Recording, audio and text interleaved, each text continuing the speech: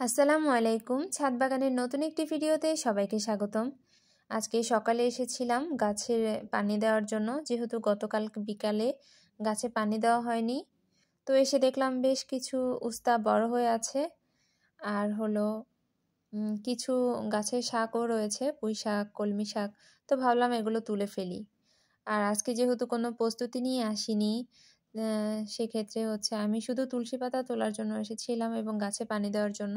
তাই ছোট্ট একটা ঝুড়ি নিয়ে এসেছিলাম। আর শাকসবজি তুলবো সেটা আমি বালতিতে নিচ্ছি, যে বালতিতে আমি নর্মালি সবসময় গাছে পানি দেই, সেই বালতিতেই করে আমি শাকগুলো তুলে নিচ্ছি। তো আমি এখানে 5 লিটার তেলের ক্যানে কলমি শাক লাগিয়েছি এবং সারা বছর আমি এখান থেকে কলমি শাক খাই। মাশাআল্লাহ অনেক ভালো কলমি শাক হয়। 3-4টাতে আমি লাগে সারা মাস খাই, সারা বছর খাই। আর কলমি শাকে প্রতি মাসে একবার করে ভার্মি কম্পোস্ট দিয়ে দেই কলমি শাকের টবে, আর একটু গোবর সার মিশিয়ে দিয়ে দেই, তাহলে অনেক অনেক বেশি শাক খাওয়া যায়। এখানেও ক্যারেটে আমি মিক্সড শাক লাগিয়েছিলাম, পুঁই শাক, হেলাঞ্চি শাক, মিষ্টি আলু শাক, তারপরে কলমি শাক। এখানে অনেক রকমের শাক আছে। তো আমি আমার পছন্দ মতো যতটুকু লাগবে তুলে নিচ্ছি। আর এখানে অনেক পুদিনা পাতা আছে। আমি এখন তো পুদিনা পাতা খাচ্ছি না, যেহেতু ছাদে আসলেই আমি এখানে পুদিনা পাতা হাত দিয়ে ধরি এবং সেই হাতের গন্ধটা আমি নাকে নেই।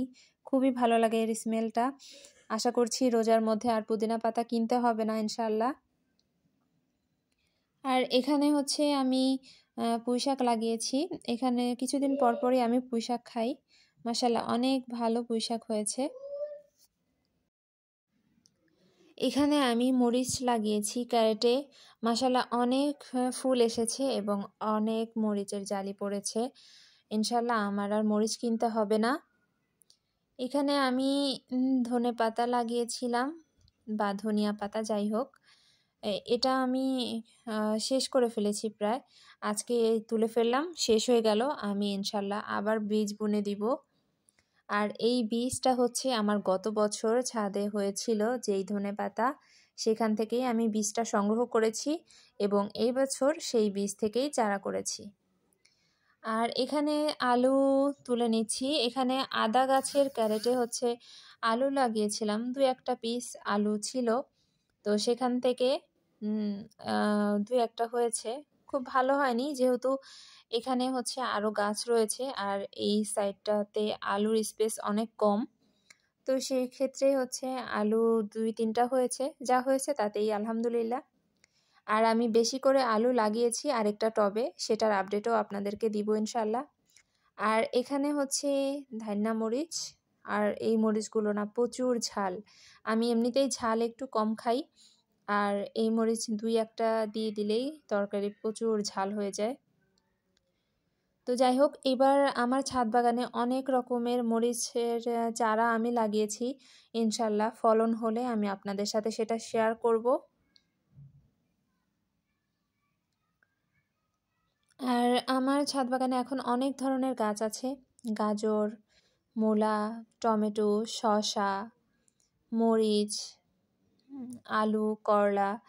আমি অনেক রকমের শাকসবজি করেছি, ইনশাআল্লাহ আরও করার ইচ্ছা আছে। আর এখানে তুলসী পাতা তুলে নিচ্ছি। এটা লাল তুলসী। আমার বাচ্চার কিছুদিন যাবৎ খুব বেশি সর্দি কাশি হচ্ছে, তো এই জন্য গাছের তুলসী পাতা এবং কিছু কফ পাতা নিয়ে নিব আমি। তো এই ছিল আজকের ভিডিও। আবার কোনো নতুন ভিডিও নিয়ে ইনশাআল্লাহ খুব দ্রুত হাজির হব। আশা করছি ভিডিওটি আপনারা এনজয় করেছেন। আল্লাহ হাফেজ।